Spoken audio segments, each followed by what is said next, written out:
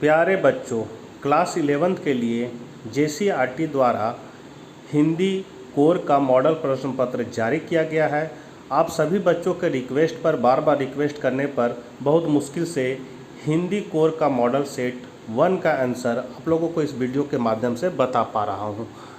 शुरू करने से पहले आपसे निवेदन है कि अपने चैनल इकोनॉमिक्स प्लस पर नए हैं तो चैनल को जरूर सब्सक्राइब करके घंटी के आइकन को दबा लीजिए, क्योंकि जब भी मैं वीडियो डालूंगा सबसे पहले आपको पता चल जाएगा।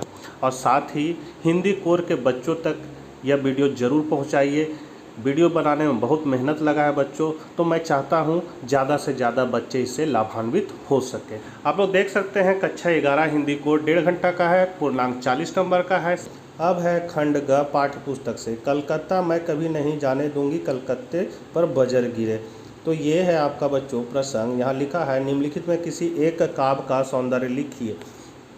तो प्रसंग क्या है? प्रस्तुत काव्यांश त्रिलोचन द्वारा रचित कविता चंपा काले काले अक्षर नहीं चिंती से अवतरित है। कवि चंपा को पढ़ने के लिए प्रेरित करता है वह न पढ़ने की जिद पर अड़ी है। व्याख्या: कवि चंपा को पढ़ने पर परामर्श देता है और उसे भविष्य की ऊंच नीच समझाता है। वह उससे कहता है कि एक दिन तुम्हारा ब्याह हो जाएगा, तुम्हारा गौना भी होगा। जब तुम पति के घर चली जाओगी, तुम्हारा पति कुछ दिन तो तुम्हारे साथ रहेगा, फिर काम धंधा करने के लिए वह कलकत्ता या कोलकाता चला जाएगा। यह कलकत्ता बहुत दूर है, तुम्हें उस तक अपना संदेश भेजना होगा। भला ना पढ़ लिखने की स्थिति में तुम उस तक अपना संदेशा कैसे भेज पाओगी? जब उसका पत्र आएगा तब तुम उसे पढ़ भी नहीं पाओगे। अतः विचार कर लो, पढ़ लेना बहुत अच्छा है। चंपा ने कवि को उत्तर दिया कि तुम तो बहुत झूठे हो, तुम तो पढ़ लिख कर भी झूठ बोलते हो। मैं कभी ब्याह ही नहीं करूँगी। इसके बावजूद भी यदि मेरा ब्याह हो ही गया तो मैं अपने पति को अपने साथ ही रखूँगी और उसे कभी कलकत्ता नहीं जाने दूँगी। ऐसे कलकत्ते पर बजर गिरे जो मेरे पति को मुझसे अलग करे। काव्य सौंदर्य क्या है बच्चों? तो चंपा अपने भविष्य के प्रति आश्वस्त है, वह संघर्षशील है, सरल एवं सुबोध भाषा का प्रयोग किया गया है, छंद अलंकार बंधन मुक्त भाषा प्रयुक्त है। अगला है ख नंबर, अपने चेहरे पर संथाल परगना की माटी का रंग है। ये पढ़ लीजिएगा, इसका प्रसंग है बच्चों। प्रस्तुत काव्यांश पाठ्य पुस्तक आरोह भाग 1 में संकलित कविता आओ मिलकर बचाएं से उद्धृत है। यह कविता संथाली कवित्री निर्मला पुतुल द्वारा रचित है। यह कविता संथाली भाषा से अभिभूत है। यहाँ अभिभूत हो जाएगा बच्चों। कवित्री अपने परिवेश को नगरीय अपसंस्कृति से बचाने का आह्वान करती है।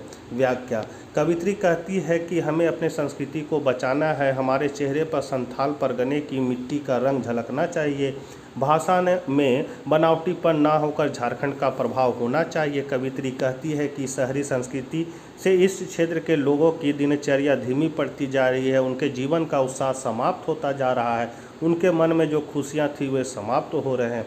काव्य सौंदर्य है बच्चों। कवित्री में परिवेश को बचाने की तड़प मिलती है, भाषा प्रवाहमयी है, उर्दू मिश्रित खड़ी बोली है, काव्यास मुक्त छंद तथा तुकांत रहित है, प्रतीकात्मकता है, भाषा प्रभावमयी है, काव्य मुक्त छंद तथा तुका रहित है।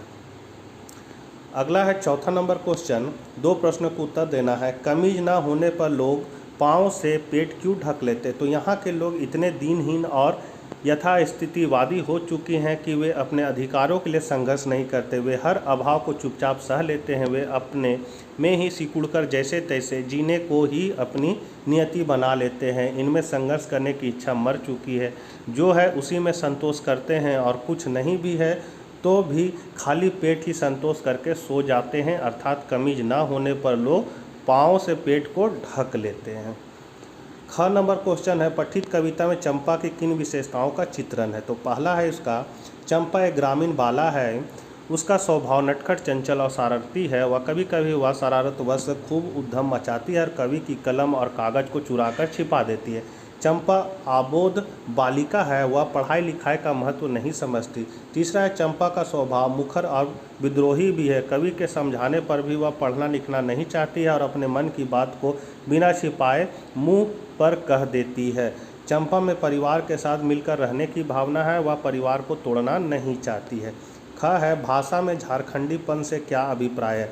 तो संथाली आदिवासियों की मातृभाषा संथाली है। वे दैनिक व्यवहार में जिस संथाली भाषा का प्रयोग करते हैं उसमें उनके राज्य झारखंड की पहचान झलकती है। उनकी भाषा से यह पता लग जाता है कि वे झारखंड राज्य के निवासी हैं। कवित्री भाषा के इसी स्थानीय स्वरूप की रक्षा करने को कहती है। कवित्री चाहती है कि संथाल लोग अपनी भाषा की स्वाभाविक विशेषता को नष्ट ना करें। 5वां नंबर क्वेश्चन है, 2 प्रश्नों के उत्तर देना है। धनराम जो है सो मोहन को अपना प्रतिद्वंदी क्यों नहीं समझता था? तो धनराम और मोहन दोनों अलग अलग जाति के थे। धनराम के हृदय में बचपन से ही अपनी छोटी जाति को लेकर हीन भावना समा गई थी। इसके साथ साथ वह मोहन की बुद्धिमानी को भी बहुत अच्छी तरह समझता था। अतः जब मोहन उसे मास्टर जी के कहने पर मारता या सजा देता तो वह इन दोनों कारणों से उसे अपना प्रतिद्वंदी नहीं समझता था। उसे लगता है कि मोहन यह सब करने का अधिकारी है। ख नंबर क्वेश्चन है, इतिहास में स्पीति का वर्णन नहीं मिलता क्यों? तो स्पीति की भौगोलिक तथा प्राकृतिक स्थितियाँ ऐसी नहीं है कि लोग वहाँ खुलकर जीवन यापन कर सके।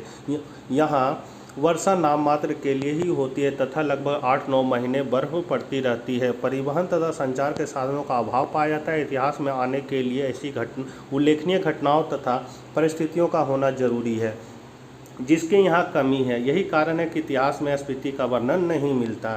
फिर है ग, रजनी धारावाहिक की पठित कड़ी में किस समस्या का चित्रण हुआ है? तो रजनी धारावाहिक की इस कड़ी की मुख्य समस्या शिक्षा का व्यवसायीकरण है। स्कूल के अध्यापक बच्चों को जबरदस्ती ट्यूशन पढ़ने के लिए विवश करते हैं तथा ट्यूशन न लेने पर वे उनको कम अंक देते हैं। 6ठा नंबर क्वेश्चन है, प्रेमचंद अथवा त्रिलोचन की किन्हीं 2 रचनाओं के नाम लिखे। तो प्रेमचंद की रचना है पूस की रात और पंच परमेश्वर, और त्रिलोचन की रचना है धरती, और दूसरा है मैं उस जनपद का कवि हूँ। 7वां नंबर क्वेश्चन है, पठित पाठ के आधार पर बताइए कि घरों में काम करने वाली महिलाओं का जीवन कितना जटिल और कठिन होता है? तो घरों में काम करने वालों के जीवन की निम्नलिखित जटिलताओं का पता चलता है। पहला, घरेलू नौकरों की आर्थिक सुरक्षा नहीं मिलती है, उनकी नौकरी कभी भी खत्म हो सकती है। दूसरा, उन्हें गंदे व सस्ते मकानों में रहना पड़ता है क्योंकि वे अधिक किराया नहीं दे पाते। तीसरा, इन लोगों का शारीरिक शोषण भी किया जाता है। नौकरानियों को अक्सर शोषण का शिकार होना पड़ता है। फिर है, इन लोगों के साथ मकान मालिक अशिष्ट व्यवहार करते हैं। फिर है, बेबी की तरह इन्हें सुबह से देर रात तक काम करना पड़ता है। अन्य समस्याएं, तो अपूर्ण भोजन व दवाइयों के अभाव में अक्सर बीमार रहते हैं।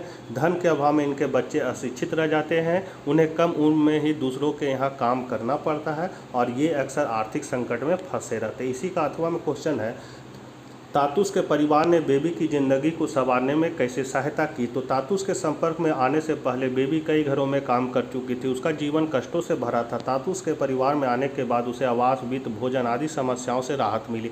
यहाँ उसके बच्चों का पालन पोषण ठीक ढंग से होने लगा। यदि उसकी ज़िंदगी में तातुस का परिवार ना आया होता तो उसका जीवन अंधकारमय होता। उसे गंदी बस्ती में रहने के लिए विवश होना पड़ता। उसके बच्चों को शिक्षा शायद नसीब ही नहीं होती क्योंकि उसके पास आय के स्रोत सीमित थे। बच्चे या तो आवारा बन जाते या बाल मजदूर बनते। अकेली औरत होने के कारण उसे समाज के लोगों के मात्र अश्लील व्यवहार का ही सामना नहीं करना पड़ता, अपितु उसे आवारा लोगों के शोषण का शिकार भी होना पड़ सकता था।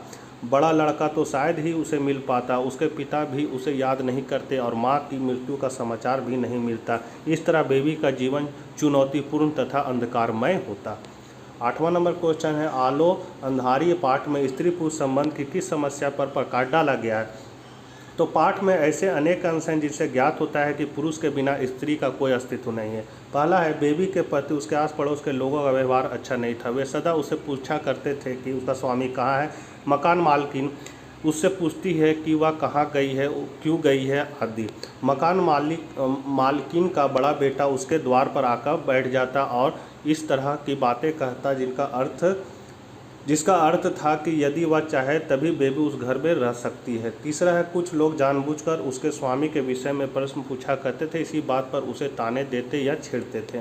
चौथा है, जब झुंगियों पर बुलडोजर चलाया गया तो सभी अपना सामान समेटकर दूसरे घरों में चले गए, पर वहां अकेली बच्चों के साथ खुले आसमान के नीचे बैठी रहे। उपयुक्त अंशों से स्पष्ट होता है कि पुरुष स्त्री पर जाति करे तो भी पूरे समाज की जातियों से बचने का एक सुरक्षा कवच तो है ही, और वर्तमान समय में स्त्रियों की स्थिति में काफ़ी बदलाव आया। शिक्षा वे कानूनों के कारण स्त्रियों की आमदनी में बढ़ोतरी हुई है। अब वे अकेली रहकर भी जीवन यापन कर सकती। इसी का 8वां क्वेश्चन है बच्चों, लेखिका के बाबा ने चलते समय क्या कहा? तो तो लेखिका के बाबा कभी शायद ही उससे मिलने आए। जब जब उन्हें कहीं से पता चला कि बेबी लेखन कार्य कर रही है तो वे लेखिका से मिलने आए। चलते समय उन्होंने लेखिका के बड़े लड़के से भी मुलाकात की। उन्होंने कहा कि तुम लोग और भी तरक्की करो। बाबा ने लेखिका से कहा कि अब उसके सुख के दिन आने वाले हैं, उसका लड़का बड़ा हो रहा है, वही एक दिन उसे सुख देगा।